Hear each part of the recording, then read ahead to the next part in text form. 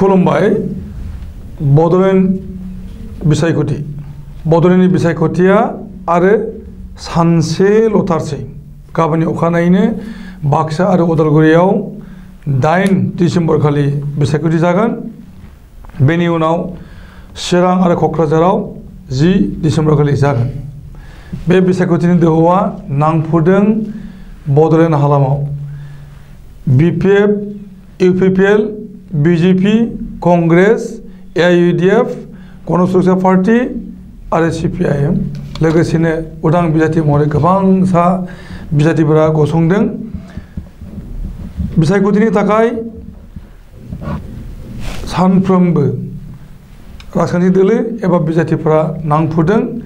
सुबुंगमा खुंफुंनाय बाइक रेली आरो बायदि बायदि हाबाफारि दिनैनि समाव जों नुनो मोनदों जे रोजा रोजा सुबुंफोरा BPF नि सुबुंगमायाव बाहागो लादों रोजा रोजा सुबुंफोरा UPPL नि सुबुंगमायाव बाहागो लादों रोजा रोजा सुबुंफोरा BJP नि सुबुंगमायाव बाहागो लादों बिदिनो बयनिबो बानजायनाय सुबुंगमाफोराव जों नुनो मोनदों रोजा रोजा सुबुंनि बारा दा बेफोर बिथिङा नोजोरथाव जादों आरो बयखौबो बा गावबा गावनि बिजाथिखौ देरहासार जागोनखौ बयबो बानबुंथि लायनाय जाफुदों नाथाय नुनो मोनगोन फैगौ 12 डिसेम्बर खालिसो जे सोरनि खाफालाव देरहासारनाया दङ दिनै बड'लेण्ड टेलिभिजननि गेजेरजों जे सावरायथिन हाबाफारि बानजायनाय लादों आरो बे सावरायथिन हाबाफारियाव हांख्रायनाय लाबोदों बाक्सानि मुसलपुराव थानाय कर्टनि एडभकेट फजलुल हक बिथांखौ जों बड'लेण्ड टेलिभिजननि बिथिंनिफ्राय बरायदों आरो हामलायनाय होदों नोंथांनो खुलुमबाय आरो हांख्रायनाय लाबोनाय जादों बड'लेण्ड मुभमेन्टनि थाखाय जानजि खाफ्राफिननाय बड'लेण्ड आलादा रायजो दाबिनि थाखाय सोमावसारफिननो लागै सिगांदों आरो बावैसो मोनसे सोमावसारारि आफाद दादों बेनि गाहाय नेहाथारि जेब्राराम मुसाहारि बिथांखौबो बरायदों आरो खुलुमनाय होदों खुलुमबाय दा गिबियावनो जों सावरायनो लागोन जे बड'लेण्डनि बिसायख'थियाव राजखान्थि दोलोफोरा मा मिशन एबा भिजनजों बारसोमदों आरो बड'लेण्डनि रायजो राजाया माबायदि सांग्रां जानानै भटखौ होनांगोन बेनि सायाव गावबा गावनि मोनदांथिखौ जोङो खोनासंनि गिबियावनो फजलुल हक बेनिफ्राय जोङो बानबुंथि खोनासंगोन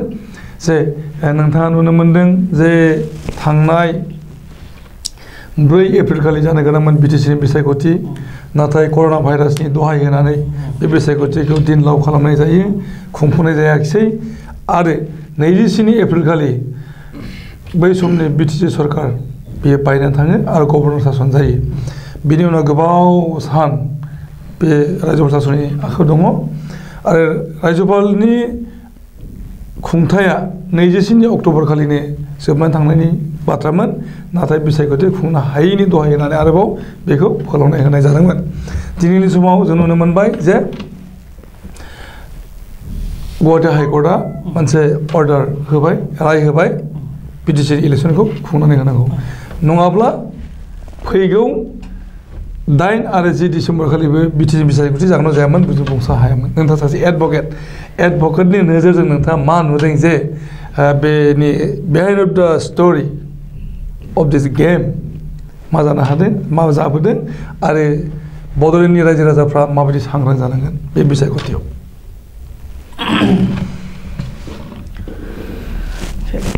खुलुमबाय आं फजलुल हक एडभकेट बाक्सा बार एस'सिएशननि जि बड'लेण्डनि जि बिसायख'थि फैगौ 7 तारिख आरो 10 तारिख माने फैगौ 7 तारिख माने गाबोन जोंनि बाक्सा उदालगुरि गाबोन जागोन आरो 10 तारिख चिरां आरो क'क्राझार जागोन अलरेडि बाक्सा आरो उदालगुरियाव केम्पिंआ स्टप जाबाय मैयानिफ्राय मैया 11:30नि उनावनिफ्राय बन्द जाबाय दा गुबुन गुबुन पलिटिकेल पार्टिफोरा बेहाय जाय माने राजखान्थि बड'लेण्डआव जे एडमिनिस्ट्रेशननि पावारखौ लानो सेस्था खालामबाय दं बेहायथ' जि सिटुएसन जाना दं दा स्टेट गभर्नमेन्टनिफ्राय जि रुल जानांगौमोन बेथ' जाथाराखै स्टेट गभर्नमेन्टआ दा कर'ना भाइरासनि थाखाय जिबायदि खालामबाय बेहायबो मोनसे पलिटिक्स दं बेहाय सिगांनि जि सिचुएशनमोन दानि जि सिचुएशन दानि जि मिटिंनि कन्डिशनफोरा दं दा स्वास्थ्य मन्थ्रिया गावसोर मिटिं माने दिनैबो खालामबाय दं माबायाव फानबारि ओमफ्राय चिरां डिस्ट्रिक्टनि बेलेग बेलेग जायगायाव माने खालामबाय दं बेहाय मा जादों बेनिफ्राय मा मिथिनो मोनो जोंखौ जे स्वास्थ्य मन्थ्रि गावसोरो हेल्थ मिनिस्टार गावसोरो जिबायदि खालामबायदों बेबायदि खालामनाङामोन बे सिचुएशना दानि सिचुएशन आरो सिगांनि सिचुएशना बारा पार्थक्य गैयामोन दा बेहाय इलेक्शनखौ फसायनो थाखाय बेहायबो पलिटिक्स दं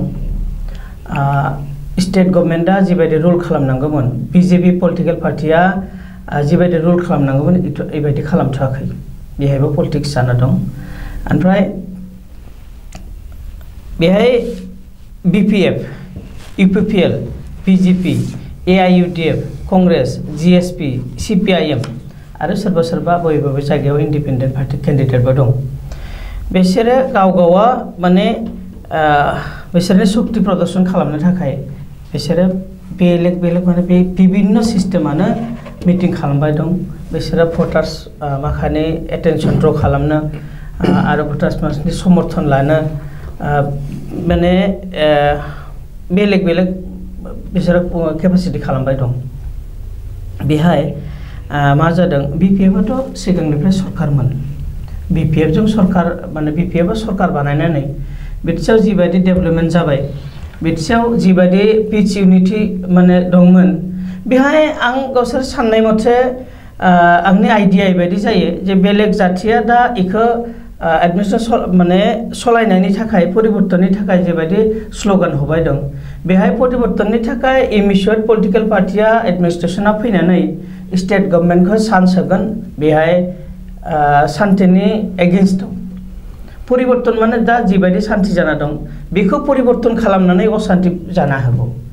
बेनि थाखाय थांनाय 17 बोसोराव जि शान्ति परिबेश दंमोन बे शान्ति परिबेश थानाया मोजां जागोन ओमफ्राय जि BJPआ जिबायदि खालामबाय दं बिसोरो चिफ मिनिस्टार गावसोर फैदों हेल्थ मिनिस्टार फैदों ओमफ्राय आरो रन्जित दास BJPनि प्रेसिडेन्ट बिसोर साथाम जिबायदि खालामनांगौमोन बेबायदि खालामथाराखै जिबायदि एगेन्स्ट खालामबाय दं बेहाय पावारखौ बिसोरनि आखायाव लानो जिबायदि सेस्था खालामबाय दं किन्तु पावारखौथ' मोना किन्तु बेहाय मा खालामगोन जिबायदि सिस्टेमाव दंमोन बिटिसिआ जिबायदि एडमिनिस्ट्रेशना जिबायदि शान्ति परिबेश मथे माने थांबाय दंमोन बेखौथ' बिसोर नष्ट खालामनोसो फैदों आंनि मथे बिसोरो बेबायदि खालामनाङामोन बिसोरो शान्तिनि थाखाय परामर्श होनानै बिटिसिनि डेभेलपमेन्टखौ जिबायदि एरियाखौ डेभेलपमेन्ट खालामजायो as a part of Assam बिटिसिआथ' माने आसामनि पार्ट नङा एज ए पार्ट अफ माने नङामोन एज ए पार्ट अफ माने आसाम बिसोरो बेहाय फैनानै परामर्श होनानै बेहाय लकेलनि जि माने लकेल पार्टि मिन्स बेहायनि UPPL आरो BPF बिसोरो जि कम्पिटिशन खालामबाय दं बेहाय बिसोरो आरो बाहेरनिफ्राय BJP फैनानै जि रुल खालामबाय दं बेहाय माने गन्डगोलसो माने चान्स दं बेनि थाखाय बिसोरो जिबायदि शान्ति परिबेश जाना दंमोन बिसोरखौ लानानै जिबायदि डेभेलपमेन्ट खालामजायो डेभेलपमेन्ट खालामनो थाखाय जिबायदि खालामनांगौमोन जिबायदि माने टिक्सफोरा मावनांगौमोन बेफोर बेबायदिसो खालामनांगौमोन आंनि मथे बिसोरो माने डिभाइड एन्ड रुल खालामबाय दं बेहाय शान्तिनि एगेन्स्टआव अशान्तिबो जानो हागौ अशान्ति जानाया चान्स बारा दं बेहाय बिसोरो दाबो बर'लेण्डनि जि मानसिफोरा दंमोन जों बेलेग बेलेग जातिनिफ्राय जों बर' मुस्लिम कच राजबंशी नाथ जोगी हारसाफोर गासै बेलेग बेलेग जत जाति प्रजाति माने जाति दं जाति उपजाति दं बिसोरो जि मथे शान्ति जायो बेनि थाखाय जों सिगां जिबायदि पिच इउनिटि डेभेलपमेन्ट जादोंमोन बेनि थाखाय माने बेहाय सिन्था खालामनाया माने मोजां जागोन बे बिराद सिनसियार जानांगौ जाहाथे जोंनि गेजेराव डिभाइड एन्ड रुल खालामनानै बेलेग मानसियाबा माने बिसोर बरलेण्डनिफ्राय बाहेरनिफ्राय सोरबा फैनानै बे पावारखौ हाइजेक खालामनो हानाय नङा जोङो फैफिनगोन नोंथांनि सेराव जों दान्दिसे ब्रेक लानो सिगां दोङो ब्रेक लानायनि उनाव जों फैगोन सावरायथुन बड'लेण्डनि बिसायख'थि आरो बड'लेण्ड रायजोफ्रा माबायदि सांग्रां जानो गोनांथि दं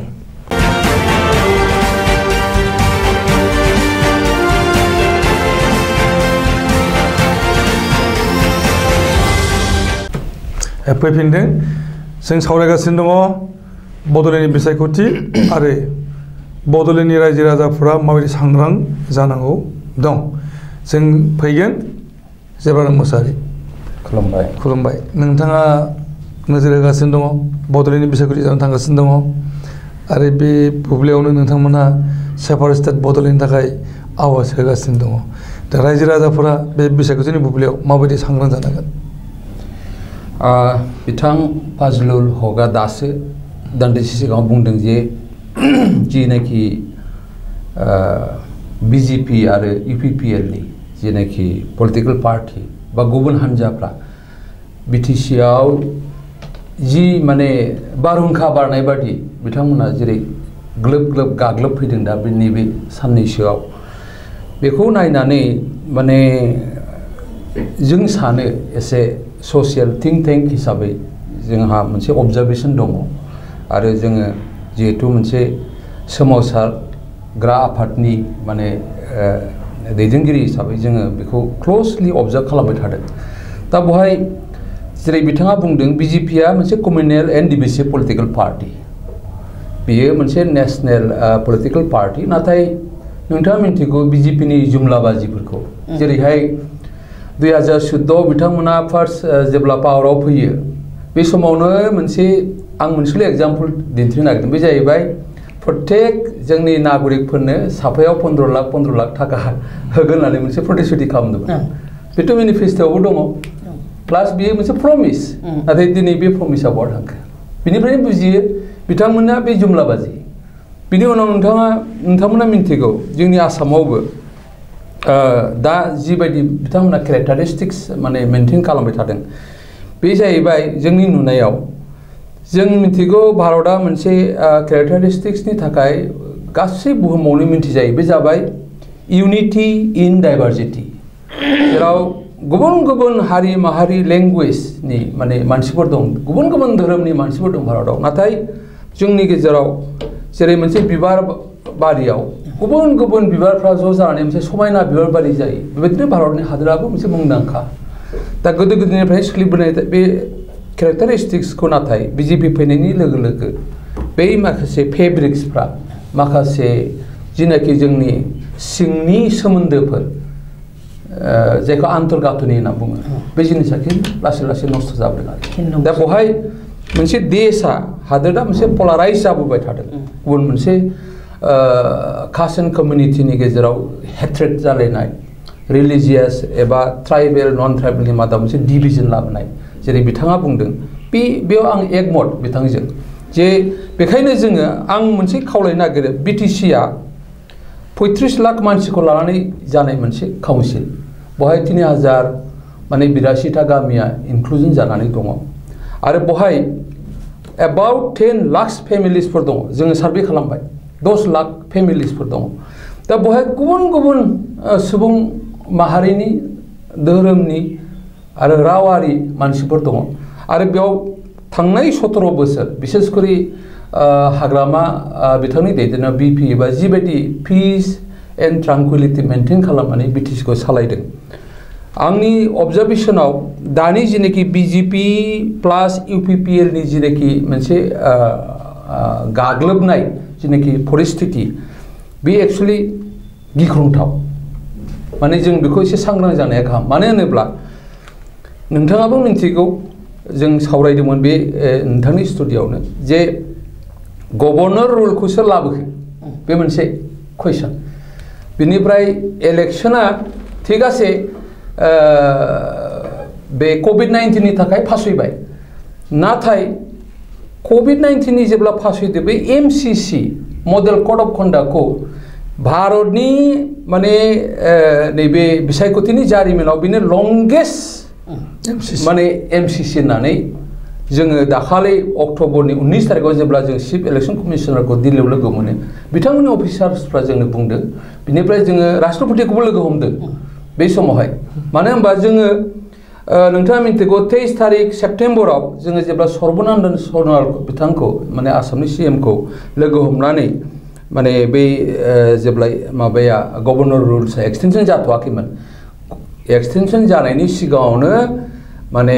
BTC नि 4th जेनेरेल इलेक्शनखौ खुंनांगौ होननानै जोङो मोनसे रिप्रेजेन्टेसन थांदोंमोन बिनि उनावहाय जों 12 तारिखआव नोंथाङा मिन्थिगौ बेखौ 12 अक्ट'बराव जोङो दिसपुराव धरनाबो होनो बायद' जाबाय माने 18टा संगठनखौ माने कोअर्डिनेशन कमिटि दानानै बे कोअर्डिनेशन कमिटिया आं जेनेरेल सेक्रेटारि आरो बिथां गंगाधर रामचारिया प्रेसिडेन्ट दा बाथ्राया आरो बिनि अनगायैबो जों नोंथाङा मिन्थिगौ बेखौ माने हाई कर्टआव गुवाहाटी हाई कर्टआव अनारेबल हाई कर्ट गुवाहाटीयाव माने PIL बो होलायनो बायद' जाबाय बिनि उनाव जिनाखि BJP आरो UPPL नि आं एकदम माने फ्रेंकलि बुंगोन UPPL एन्ड BJP नि जिनाखि बिथांमोननि माने बै इलेक्शनखौ फासयबावनायनि जिनाखि षड़यन्त्र बिथांमोना एक्चुअली बे इलेक्शनखौ नै दा डिसेम्बराव दि होनो बायद' जादों बे माखासे माने प्रेसारनि थाखायसो होनाय जादों नाथाय बिथांमोननि एक्चुअल इन्टेनसना बै माबा माने आसामनि 2021 नि एसेम्बलि इलेक्शननि उनावसो खुंनायमोन बिथांमोननि जे इन्टारनेल जिनाखि पलिसिमोन आरोखि नाथाय पिपुल्सनि जिनाखि प्रेसार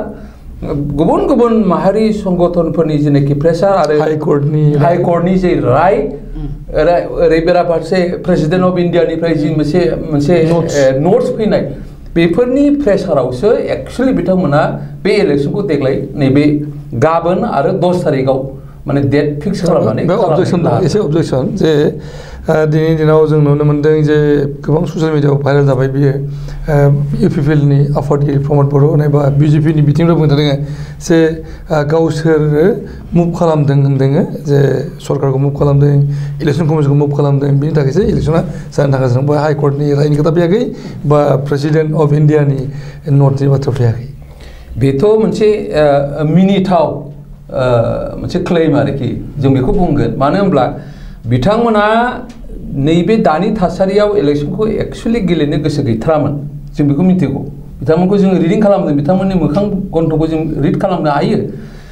आरो बिथांमोननि वार्कार्सफोरनिफ्रायबो जों माखासे मेसेजखौ मोनदों एक्चुअली बिथांमोना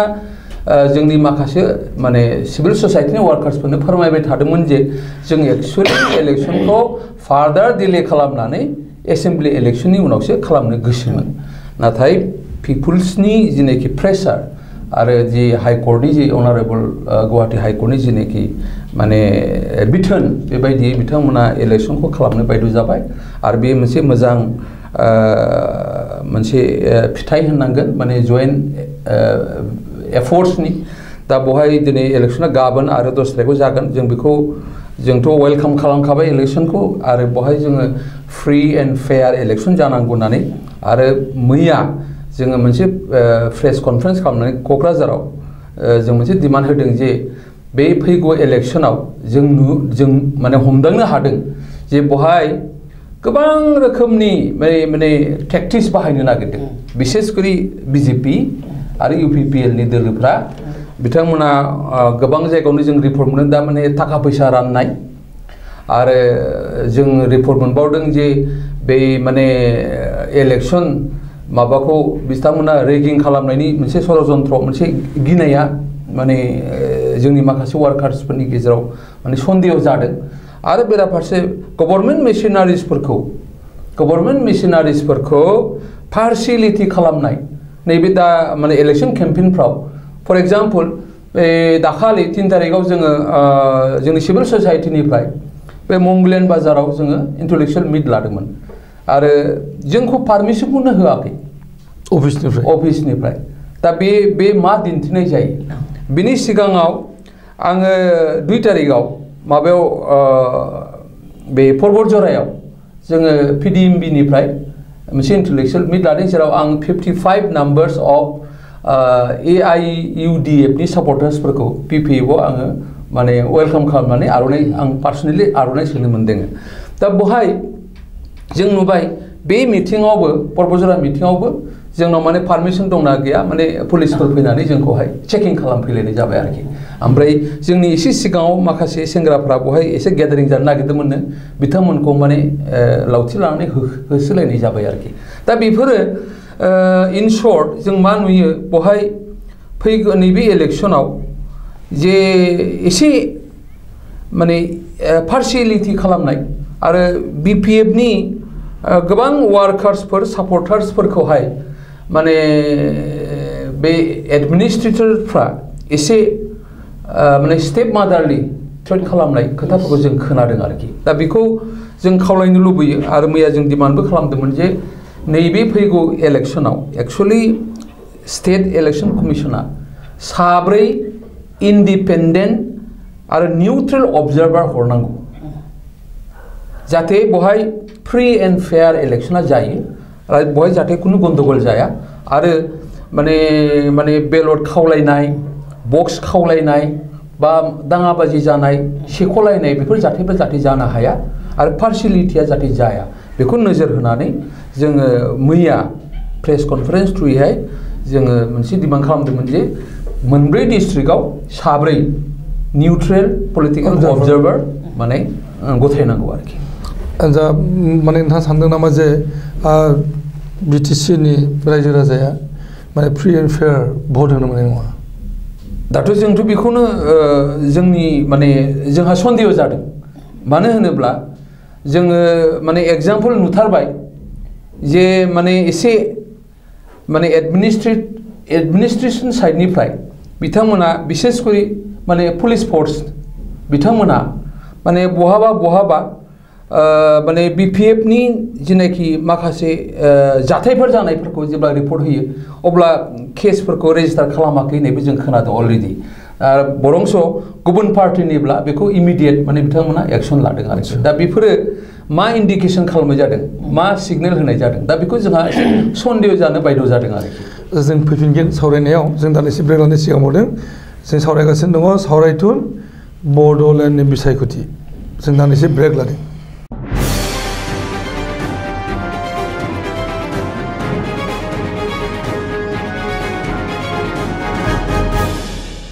फैफिनदों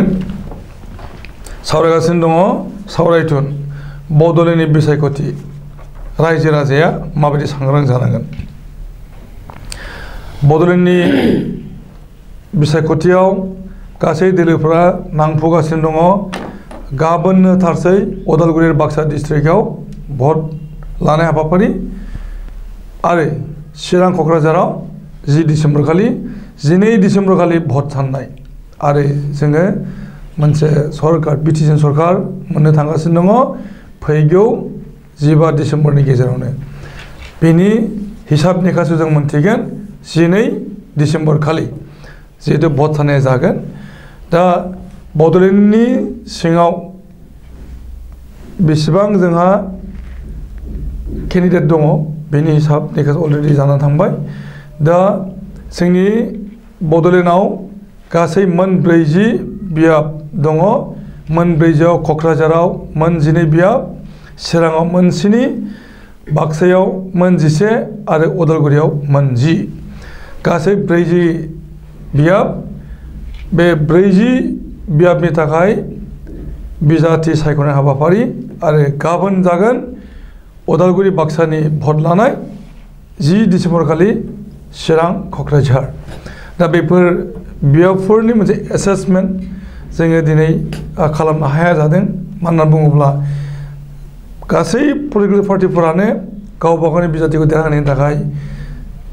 जोबोद नाजाफुगासिनो दङ आरो गासैबो दोलोफोरावनो लोब लोब सुबुंनि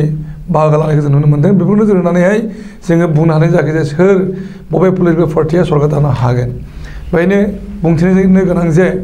BJPआ जोबोद आब्रायै नांफुगासिनो दङ जे जिखुनु प्रकारै BTCनि पावारखौ BJPआ लांनांगौ BJP दखल दोननांगौ मानो होनना बुङोब्ला सा सानजा भारतनि गासै रायजोफोरावनो BJPआ दखल खालामबाय आरो आसामाव थानाय गासै अट'नमास काउन्सिलफोरखौ दखल खालामबाय दा बाखि दङ बड'लेण्ड दा बड'लेण्ड खौ बिथांमोना गावसिनि दखलाव लाबोनो थाखाय नाजासोमदों आरो बेहाय मोनसे बानबुंथि दङ जे आसाम एसेम्ब्लिनि बिसायख'थिया जानो थागासिनो दङ एप्रिल दानाव बिटिसिनि बिसायख'थियाव देरहासारनाय माने आसाम एसेम्ब्लियाव बेनि गोहोमा गोग्लैहैनाय बेखौ नोजोर लानाय जादों जों बेखौ नुनो मोनदों आरो बेखौ बयबो बुंगासिनो दङ दिनै जों सावरायनि जे बबे पलिटिकेल पार्टि एबा दोलोआ बांसिनै देरहाबोनायनि सम्भावना दं बबे जिल्लायाव मोनबेसे मोननायनि आसा दङ गिबियाव फैनि जेब्रा मुसारि नोंथाङा माबायदि नोजोर होदों जे बबे जिल्लायाव बबे पलिटिकेल पार्टिया माबायदि फैनो हागौ दा माने दिनैसिमनि जिनाखि पिक्सार आरो गुबुन पलिटिकेल पार्टिफोरनि जिनाखि होंगो दोंगो माने केम्पेइन दा बहाय बै जिनाखि मानसि फैनाय बै थुबुर एबा माने गेदारिंखौ नायोब्ला आरो गावबागाव पार्टिया जिनाखि सेल्फ क्लेम बेखौ नायोबाथ' माने UPPLआ बुङो बिथांमोना 25टानि बारा देरहागोन ओरैहाय BPA बुङो माने 25 to 30 आरो बेराफारसे BJPआबो बिदिनो बुङो माने खमावब्लाबो 15टा सिट माने मोनगोन बेबायदि बुङो आरोखि दा बिदिखौ नायोब्लाथ' माने गुबुन गावबागाव पार्टिया माने देरहाखानायसो आरोखि खिन्थु आं मोनसे जिनिसखौ मिन्थिगौ पलिटिकेल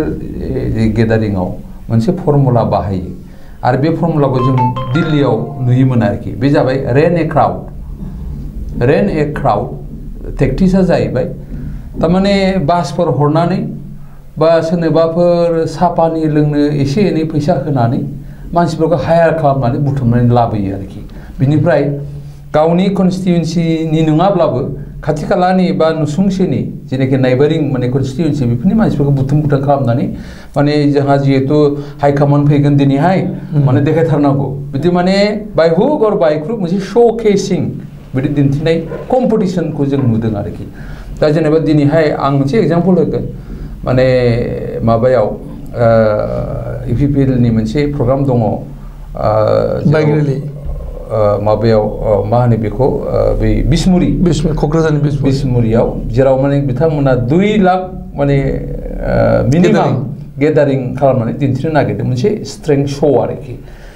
दा आं बेखौ एसे माने बेबायदि माने एक्टिभिटिखौ माने जों गोबां नुबोबाय आरो दाथ' दानिल' केम्पेइन नङा बेथ' प्रलं 4 एप्रिलनियाव जानो लागा भटआ नै दिनै माने 7 तारिखआवसो जागायजेननोसै गाबोन होमबा बे लं प्रसेसआव जों गोबां बेबायदि नुबोबाय आरोखि खिन्थु जोङो ग्राउन्ड रियेलिटिखौ मिन्थियो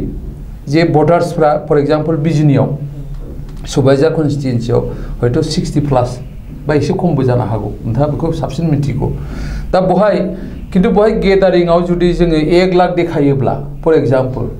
इट इज एबसार्ड बांसिन फैबाय बांसिन माने नांगौनि बारा जाहैबाय आरोखि बै माखासे मानसिया बहाबो फैखो आरो मानो फैदों बेथ' मोनसे शो स्ट्रेंथ देखायनायनि अनगायै जेबो नङा बेखायनो आं होननाया जे बियो it is नाथिं but A show केसिं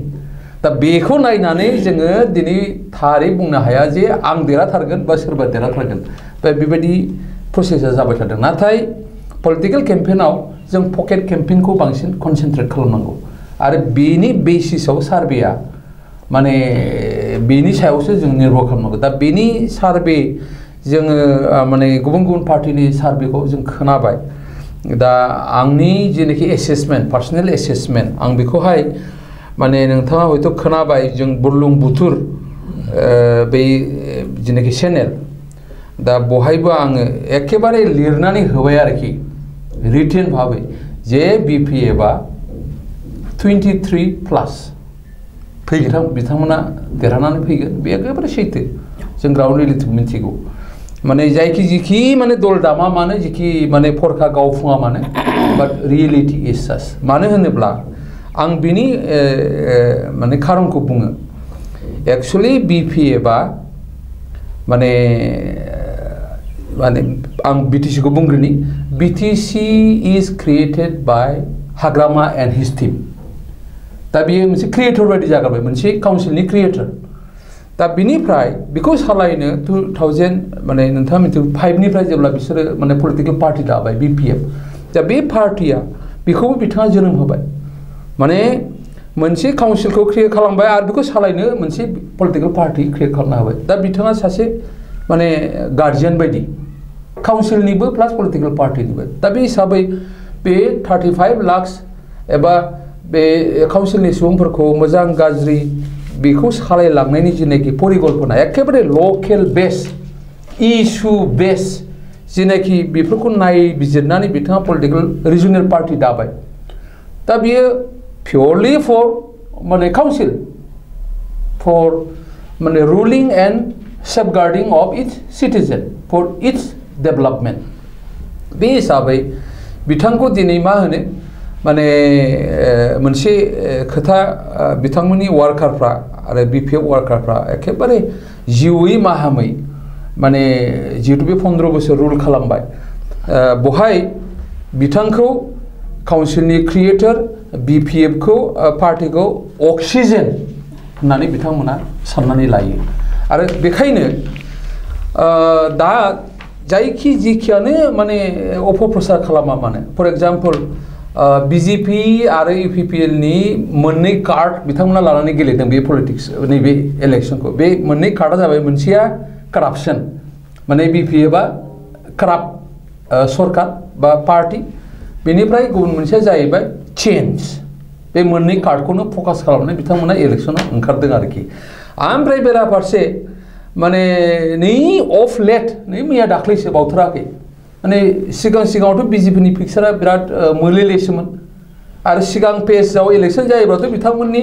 माबाया गैयानो पिक्सारानो गैयामोन आरोखि नाथाय नैबे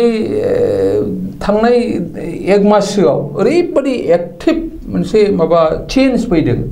जेरावनाखि दा माने UPPL खौ BJP माने स्टेटनि BJP गभर्नमेन्टआ एसे नाथ्रोनानै गावसिनिनो माखासे मानसिखौ माने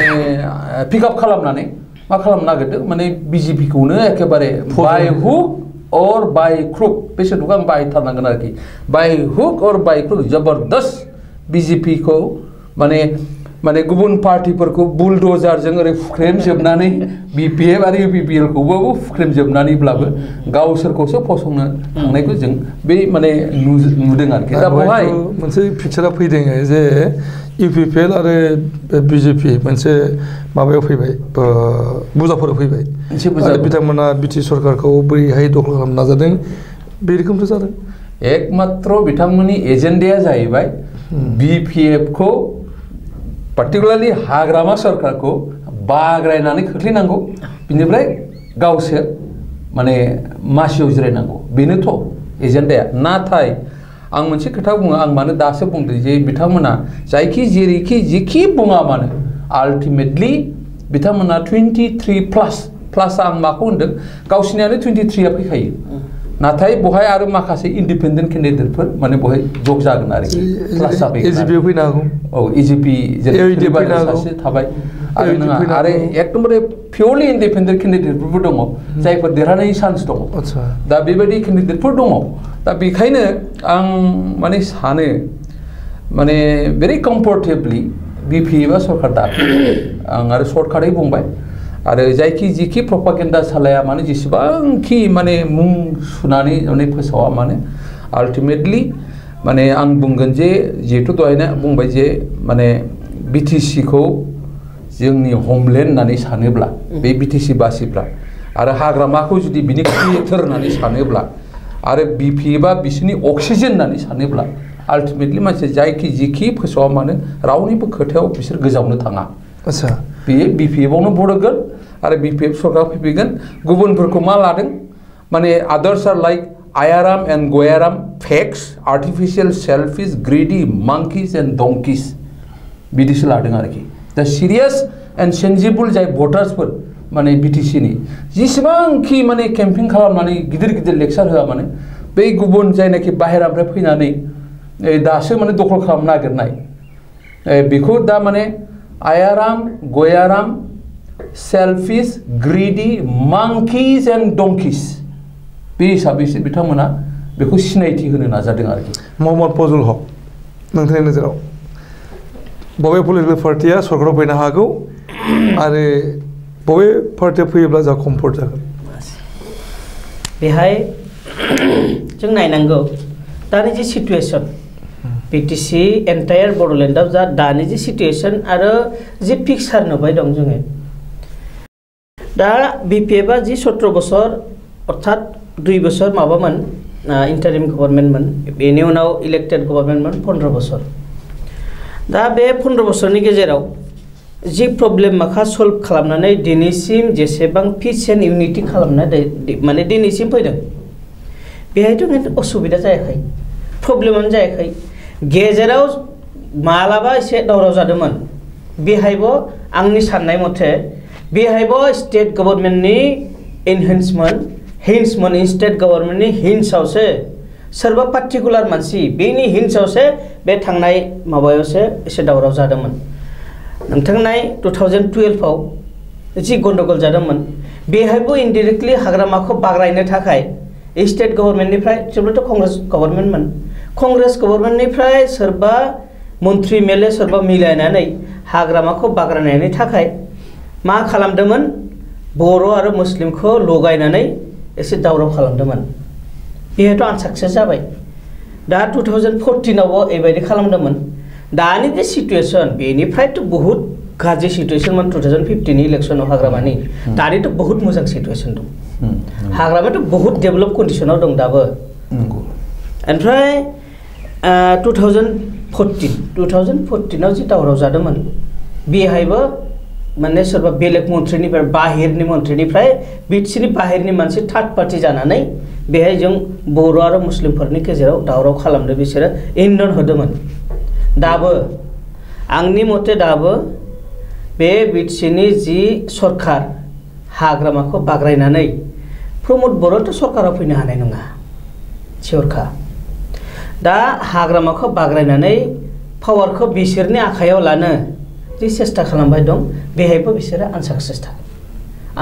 जागोन बिसोरो हाग्रामाखौ बाग्रायनो हानाय नङा आरो जे बिटिसिआव जि पिस एन्ड इउनिटि दं बेखौ जों बाहाल लाखिनो थाखाय जों बेखौ सिलेक्सन खालामनाया मोजांसो जागोन जों मुस्लिम मानसिफोरा थांनाय जि समय थांबाय बेहायथ' एखे प्रब्लेम मोनाखै पिस एन्ड इउनिटिजों बिसोरजों मिलायनानै थाबाय दिनै नोंथां बेनो बे स्टुडिय'आथ' माने बार्निं एग्जाम्पल आं सासे मुस्लिम मानसि जानानै नोंथांजों जिरायनानै जिबायदि रायलायबाय दं बेनिफ्राय आरो मा नांगौ बेबायदि बाहेरावबो बेबायदि कन्डिशन गामियावबो गामि गेजेरावबो बेबायदि कन्डिशन जानाय लोंनाय ओमफ्राय थानायफोराय खामानि मावनाय बेबायदि जेसेबां हारमोनि फैदों जोंनि आरो मा नांगौ ओमफ्राय डेभेलपबो जाबाय बबे बर' गामियाव डेभेलप खालामबाय बे बर' गामिनि डेभेलपआथ' जों मुस्लिम गामियावबो थांबायना एखे लामा एखे सिटुएसन एखे कन्डिशन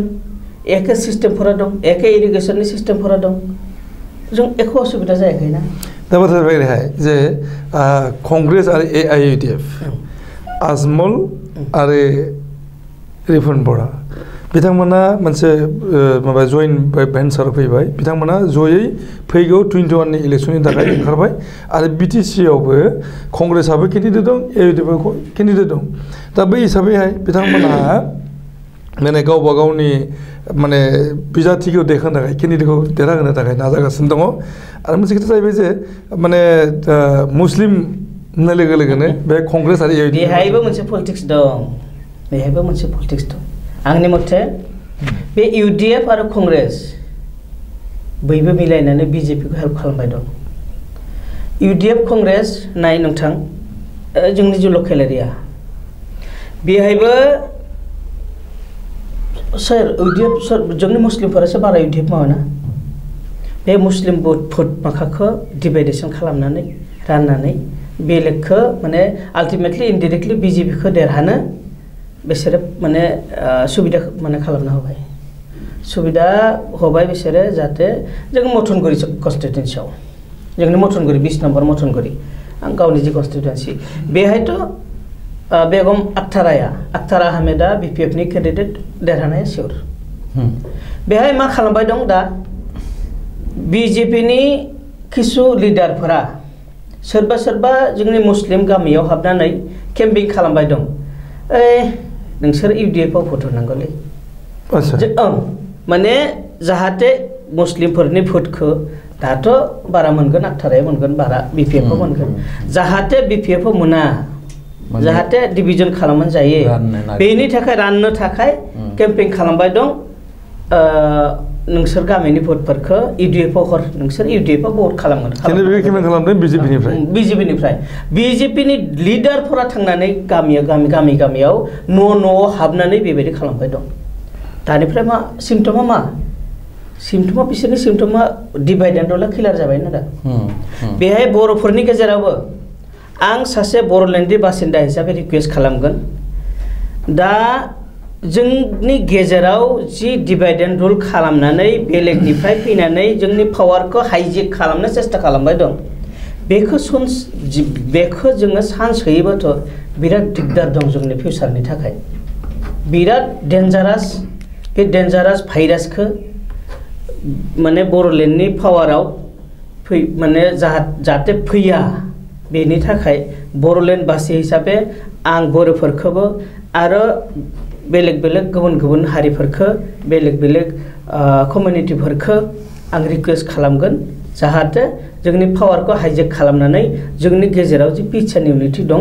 बेखौ जाहाथे नस्थ' खालामनो हानाय नङा बेनि थाखाय जों सिनसियार जानांगौ फिउचारनि थाखायबो दानि थाखायबो जाहाथे जों सान्थियाव थानो मोनो बिथिङाव जों दान्दिसे ब्रेक लाबावनि दान्दिसे ब्रेक लादों आरो बेनाव फैफिनगोन सावरायथुन हाबाफारि बड'लेण्डनि बिसायख'थि बड'लेण्डनि रायजो राजाया माबायदि सांग्रां जानांगोन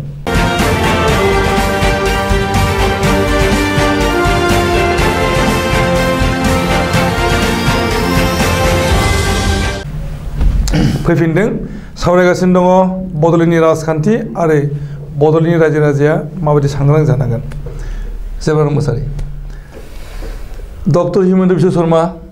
आसामनि मस्ट पावारफुल मन्त्रि इनफ्लुएन्सियेल मन्त्रि आरो बिथाङानो नेडानि कनभेनर आरो बिथाङा फारि नर्थ इस्टखौ बिजेपिनि खालामजोबनो हादों इभेन आसामाव मोनथाम सिक्सिडेल दङ डिमा हासाव कार्बि आंलं एन्ड बड'लेण्ड डिमा हासाव कार्बि आंलं अलरेडि बिजेपिनि जाबाय बड'लेण्डआ बाखि दङ बे एफाबां बुरजा स्टेटफोरखौ दखल खालामनायनि उनावहाय बड'लेण्डखौ मानो नागारनो डक्टर हिमन्त बिश्व शर्मानि सत बांसा जे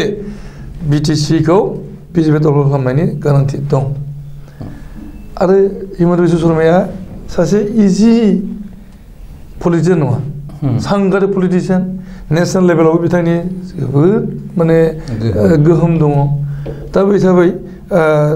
बे एसेल' नङै मन्थ्रिया दिनैनि दिनाव बिजेपिनि थाखाय नांफुदों आरो इउपिपिएलखौबो बिथाङा आगु समाव बिथाङा सले बले कौशले फैदोंमोनब्लाबो दा खिन्थु सिदा सिदि इउपिपिएलखौ देरहागोन गावसोरबो देरहागोन जयैनो सरकार दागोन आगु समावहाय बुंबाय थानाय जादोंमोन जे जिएसपि गण सुरक्षा पार्टि नबसरना दैदेननाय बे पार्टिजों बुजाफोरा दं सिङाव थुनज्लायबाय थादों होननाय जादोंमोन खिन्थु दा समाव गण सुरक्षा पार्टिखौ बिथाङा नाथ्रोदथारनानै इउपिपिएलजों नांजाबफैनानैहाय दखल खालामनो नागिरदों बिटिसिखौ बहाय बे बाथ्राया नोंथांनि बाथ्राखौ बुंदों बिथांनि जिनाखि एखेबारे हामफ्ला सिफ्ला जिनाखि माने इन्टेनसनेलि जि पलिसि लादों बे पलिसियाव बिथाङा बेसेबां साक्सेस जागोन जाया बे नैबे 7 तारिख आरो 10 तारिखनि इलेक्शना रोखायैनो खिन्थासिगोन नाथाय बहाय आंहा मोनसे आंनि अपिनियनखौ आं बुंनो नागिरो बे जाहैबाय ठीक आसे बिथाङा माबानि नेडानि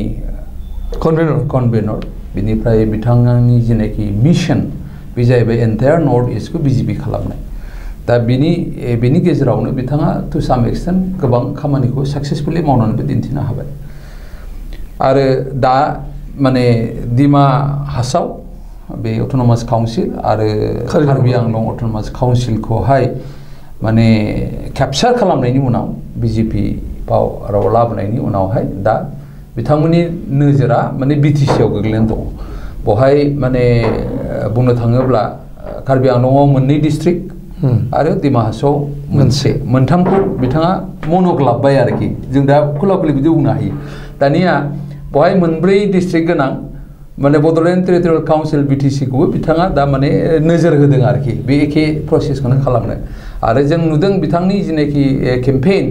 बहाय देबलाल गार्लसा बिथाङाबो नामायलायफैदों दा माने इन सापर्ट अफ बिजेपि दा बाथ्राया जाहैदों बिथांमोननि बेनाखि जिनाखि बिराद मोनसे नेटवर्क खालामनानै दा बिटिसिआव बिथांमोना गावसिनि प्रेजेन्स फेलखौ खालामनानै ओमफ्राय प्रेजेन्स फेलल' नंला बिथांमोना मोनसे मिशन लादों जे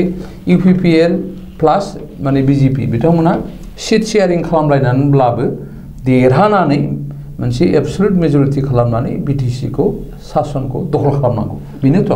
नाथाय बहाय मोनसे इन्टारेस्टिं खोथाया मा जाबाय डिमा हासाव एबा माने नैबे माबाया कार्बि आंलंनि जिनाखि बेकग्राउन्ड जिनाखि माने फाउन्डेसन बेथ' नोंथांमोनाबो मिथिगौ नोंथाङा मिथिगोन 1952 आवनो जानाय मोनसे council B all the way बेक 1952 माने गोजामसिन काउन्सिल होनजायो 62 आव दा बहाय नाथाय बिटिसिआ रिसेन्टलि क्रिएट जानाय आरो बियो बिराद हाजार हाजार बर' थारमाने 50 इयार्स डिफारेन्स बर' हारिनि माने गुदुं दुंब्रुद थैजों माने क्रिएट जानाय मोनसे काउन्सिल आरो बहाय आं दहाय बुंखादों बिनि क्रिएटरा दासिमबो थांनानै दङ बिथाङा थैयाखै बिथांनि हाग्रामा महिलानि खोथाखौ आं बुंदों बिथाङा सासे सिम्बलिक हिर' बायदि जानानै थाबाय बिटिसि क्रिएसनाव बिनिफ्राय बिपिएफ पार्टि सालायनायावबो बिथाङानो दिनै हाइकमान्ड बिथाङानो प्रेसिडेन्ट दा आंनि साननायाव बिथांनि जिनाखि माने डायनामिक लिडारशिप आरो जिनाखि जिबायदि बिथाङा स्टेन्ड होदों जों नुदों दे बिथाङा बिराद माने गाबथानो हायाहां सिटुएसनाव फैदों दा मानो होनब्ला बे बिराद गोलाव एप्रिलनिफ्राय माने दासिमबो सोलिबाय थानाय जिनाखि गोलाव केम्पेइन बहाय थाखा फैसानि खोथा फैदों आरो वार्कार्सफोरनि माने सास्टेइन जानायनि खोथा फैदों दा बे हिसाबै बे नैबे दा जि स्ट्रेटेजि लानानै बिथांमोना फैदों आं बे खोथाखौ सिगाङावबो बुंदोंमोन गोबां मानसिफोरनि सिगाङाव जे बिजेपिनि मोनसे टेक्टिक्सआ मा माने इलेक्शननि सिगां बिथांमोना एखेबारे रिइनफोर्स खालामगोन आरो बहाय थाखा फैसा माने धोन दौलत लुसोमनानैब्लाबो मानसिफोरनि भटफोरखौ बायनानैब्लाबो बिथांमोना देरहानायनि बे माने खाबुखौ लागोन आरोखि दा जोंनि बर'फ्रा नाथाय बाख्नायनांगोन बर' आरो गुबुन हारिनि मानसिफोरखौ मानो होनोब्ला दा जों नुदों नैबे साननै सानथामाव गोबां जायखौ माने नन ट्राइबेल्स जों आं बर' अना बर' बुंनो लुबैयाखै ट्राइबेल्स बिसेसकर ट्राइबेल्सफ्राथ' गोख्रोङैनो दङ एक्सेप्ट फिउ सापर्टार्स अफ इउपिपिएल आरो बेराफारसे नन ट्राइबेल्सफोर बिसेसकरि आदिबासिसफोर बिनिफ्राय राजबंसिसफोर ओमफ्राय मुस्लिम्सफोर गरखासनाथ' दाख्लै आलासिफ्रानो जोंनि बिजनेयाव फैदोंमोन बाथाफोरा आं निजेनो बिथांमोनखौ दैदेनहैदों बे अल इण्डिया माने गरखा परिसंघनि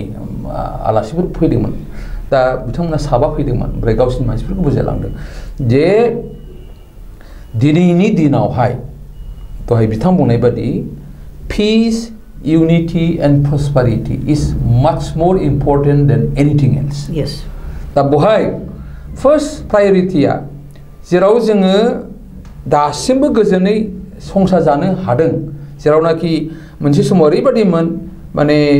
फर एग्जाम्पल बेंगलि कमिउनिटिनि मानसिफोरा माने जोंनि गामिफ्राव हाथाय बाजाराव जाहैनो थाङोब्ला एखमबा दसेनो माने किडनेप जानाय खोनायोमोन दसेनो असान्ति जानाय अबावबा माने रेन्साम माने थाखा फैसा दाबिनाय बेफोर जाथायफोरा माने सल'बाथा नङा बे सैथो नाथाय माने हाग्रामा बिथांनि दैदेननायाव बिथांनि बिराद नारा नाथा जुजिनायाव दिनै मोनसे सान्थि परिबेसाबो बहाय माने एस्टाब्लिश जाबाय बे सैथो बाथ्रा बहाय पिडिएमबि हिसाबै आंबो जरित दङ जे एनडिबिएस खौ बिथांमोनखौ बुजायो आजे लाबोनाय जोबथारनाय 27 जानुवारियाव नोंथाङाबो मिथिगौ मोनसे सुक्तिबो मोनसे एग्रिमेन्टबो जाबाय दा जोङो मा आसा खालामदों दा बड'लेण्डनि बे बिटिसिनि थागिरिफोरनि मोनसे माने सेन्जिबल माने खर'आव नांनाय मोनसे नोजोरा ओरैबादिसो जे जोंनोथ' सोरबा जासिनाय थाखा फैसानि उन जों खारफाया जोंनो नांगौ सान्थि ओमफ्राय मोनसे स्टेबल गभर्नमेन्ट जाय माने गभर्नमेन्टआ स्टेबल सलायनो रोङो औ माने जाय दिदोमै माने जोंखौहाय रुल खालामनो हागोन दा बहाय माने बिपिएफनि जि क्रेडिबिलिटि 15 बोसोराथ' बिथांमोना एखेबारे खुनु माने हिन्ड्रेन्स गैयाजासे बिथांमोना आरामसे सालायबाय जेराव बिथांमोना कंग्रेसजों आरो बिजेपिजोंबो एलायन्सआव थानानै स्टेटआव बिथांमोना रुल खालामबाय दा बाथ्राया जाहैदों नैबे मैया दाख्लैसो नैबे in the name of implementation of BTR actual बाथ्राया बहायसो जादोंथ' दा बेखौ मानो इमप्लिमेन्टेसननि नामावहाय मानो बे बिजेपिया बिराद माने बिथांमोननि नोजोरा माने एसे गुबुन जादों दा बिटिसिखौ माने केपचार खालामनो नागिरदों गुबुन बाथ्राया जाहै माने आसोल बाथ्राया जाहैबाय जे जिनेखि बिटिआर एकर्डनि 7.2 आव गामि दानख'नाय मा लिरनाय दं गामि दानख'नाय नङा बियो माने आसामनि हानि माने मोनथायनि बाथ्रा फैदों बहाय थारमाने खास लेन्ड बाव अबेबा सरकारि हायाव माने जायफोर मानसिफ्रा माने जुगे जुगे थाबोबाय बै माने हाफोरखौहाय बहिष्कार खालामनाय एभिक्सन खालामनायनि खोथा बुंदों दा बेखौ समखिनानै मैया दाख्लै जायफोर बिथांमोना इउपिपिएल आव दंमोन गोबां बिबानगिरिफ्रा जेरै आदिबासिनि गोजौ लेभेलनि बिबानगिरिफ्रा दिनै बिथांमोना माने इउटार्न जानानै बिथांमोना फैफिनबाय बिथांमोना रियेलाइज जादों आरो दिनै आं बहाय नोंथांनि स्टुडिअ'आव थानानै बुंगोन बे अना ट्राइबेलफोरनि भटआ दा मेजरिटी भटआ किन्तु बिपिएफआव गोग्लैसिगोन देग्लाय बेनो रेकर्ड जागोन हाइएस्ट माने nobody's vote will be in favour of BPF बे एकदमबारे रेकर्डेड जागोन आरोखि आच्छा आरो बहाय आं मोनसे खोथाखौल' बुंदेरनो नागिरदों दे बहाय बिथांमोना माने बिजेपि एन्ड इउपिपिएल बिथांमोननि मोननै कार्ड कारापसन एन्ड परिबर्तननि बे कार्डआ बे जेरावनाखि थैनाय थांनायनि हा मोननाय मोनैनि बाथ्रा दङ जेराव हा गैयाब्ला बहाय जेबो गैया गुबुन मानसिफोर बेखौनो सिन्था खालामदों दा बे बेलायावहाय बिथांमोननि जिनाखि सिमां माने परिबर्तन खालामनायनि सिमां बे फैलार जागोन आरो आङो माने 18 माने बड' सिभिल ससाइटि अर्गानाइजेशन्सनि माने सेक्रेटारि हिसाबै बे कोअर्डिनेशन कमिटिनि सेक्रेटारि हिसाबै आं मोनसे जिनिसखौ स्पष्ट बुंनो नागिरदों बे 18टा संगठनफ्रा they are casting vote in favour of BPF आरो बिथांमोना एखेबारे माने जिराया जासे दिनैसिम बिथांमोना खामानि मावगासिनो दं दा बे बेलायावहाय आं सानो माबाया मा होनो इउपिपिएलआ मैया दाख्लैसो जोनोम जानाय बे दा माने नार्सारि क्लासावसो फरायगासिनो दं टु बी भेरि अनेस्ट बे नार्सारि क्लासाव फरायगासिनो दं दा नार्सारिनिफ्राय मेट्रिक पास जानो खै बोसोर नांगौ 12 बोसोर नांगौ बिनिफ्राय ग्रेजुवेट जानो अनादार 5 इयार्स नंगौना नङा दा बे 15 इयार्स बिथांमोननो नांबावगोन बिथांमोना मोनसे पजिशनाव फैनानै गावखौ रोंखा राखा खालामनानै माने पलिटिक्स खालामनो दा बिथांमोना जास्ट गोरलै दा बिथांमोननि सिमांफ्रा बिथांमोननि बांसावनायफ्रा ओरैबायदि गिदिर गिदिर खिन्थु बे प्रेक्टिकेल नङा बेखायनो आं बुंगोन जे बिथांमोना जिखियानो बुङा मानो बे इउपिपिएलनि जिनाखि स्ल'गान फर चेन्ज बे सिमाङैनो थासिगोन आरो गाबोन नोंथाङा जिहेतु मिडियानि मानसि नोंथाङा मिन्थिगोन मा रोखोम भट गोग्लैयो आरो बेखौथ' 12 तारिखआव बिदि स्पष्ट जासिगोन जायखिजाया आंनि मोनसे हाम्बल आपिला मा बिसेस करि जोंनि संगठना जिहेतु मोनसे स्टेन्ड लादों बे स्टेन्डआ जाहैबाय बिटिसिनि जे माने स्ट्राक्चारखौ जाहाथे खुनु पद्दे सोलाय सोल' जाहोआ बे बिटिआर एकर्ड मथे जिहेतु गामि दानख'नायनि बाथ्रा दङ नोंथाङा बेखौ मोजां मिथिथारगौ आरो बेखौ बेयो मोनसे कनस्पिरेसि बे डीप रुटेड कनस्पिरेसि बिसेस करि हिमन्त बिश्व शर्मा आरो बिथांनि माखासे लाइक माइन्डेड माने मा होनगोन बेखौ माने जाय बिथांमोना बर'फोरखौ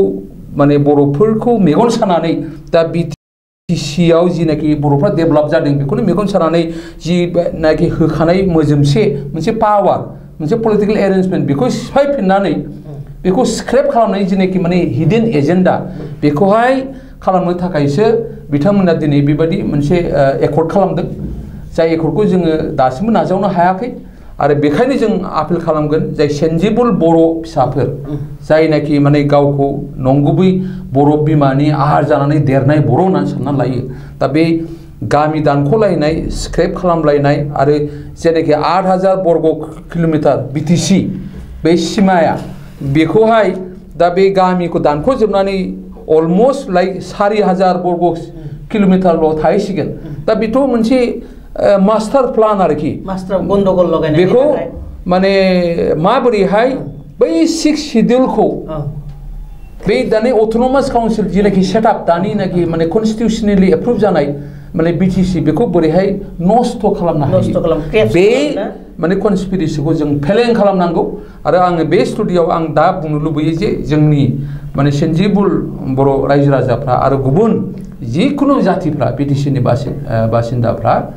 बिथांमोननि बे गोदै रावाव गोजावनो दरखार गैया बरंस जोङो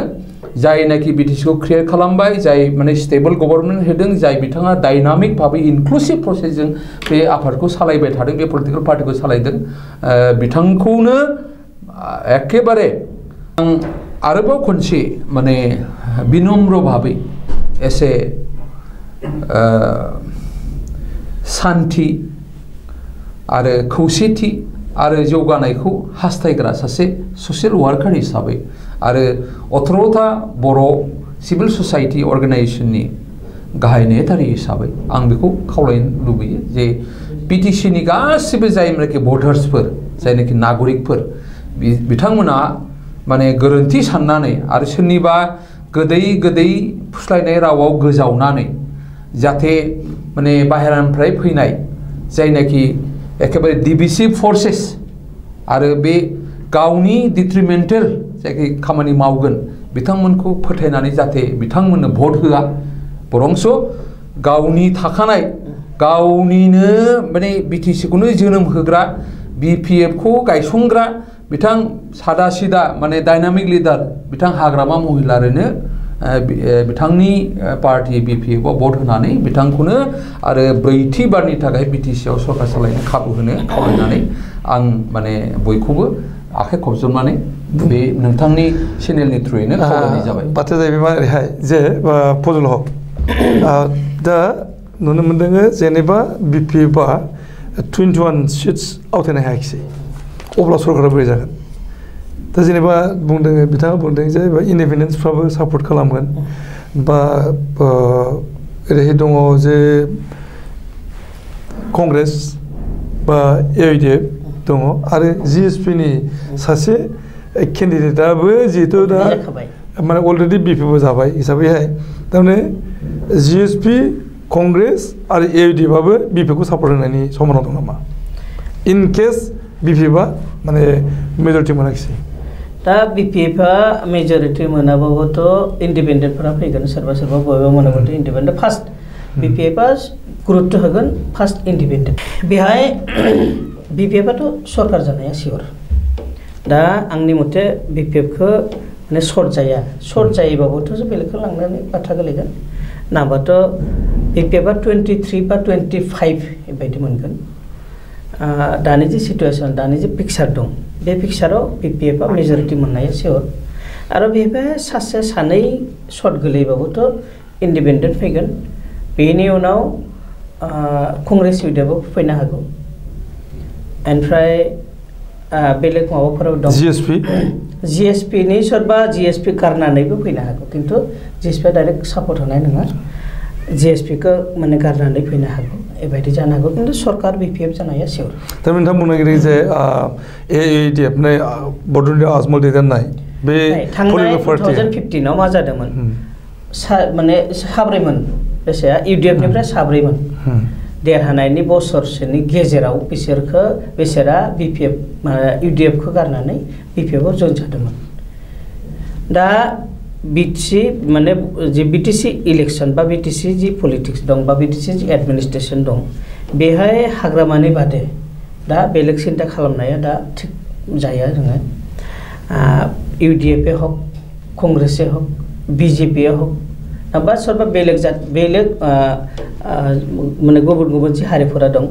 बेफोरो बेलेग सिन्था खालामनो माने दानि थाखाय बा दा सिचुएशनाव ठीक नङा आच्छा नोंथाङा जाहैबाय सासे एडभकेट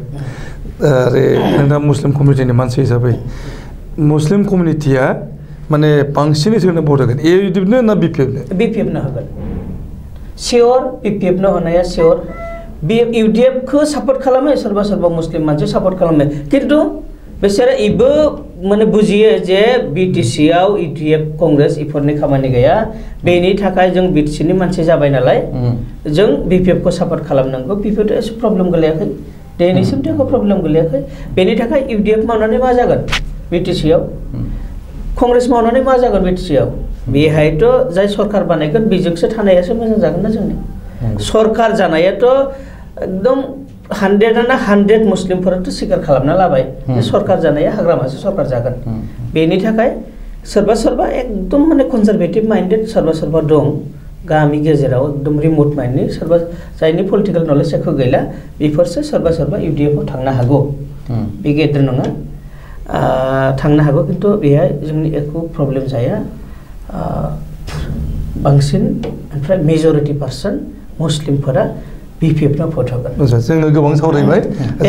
बेहाय मोनसे आंनो माबा दंलै दा बे माबानि स्टुडियनिफ्राय आं बुंदों जे गाबोननि जे इलेक्सन दं बेहाय फेयार इलेक्सन जानांगौ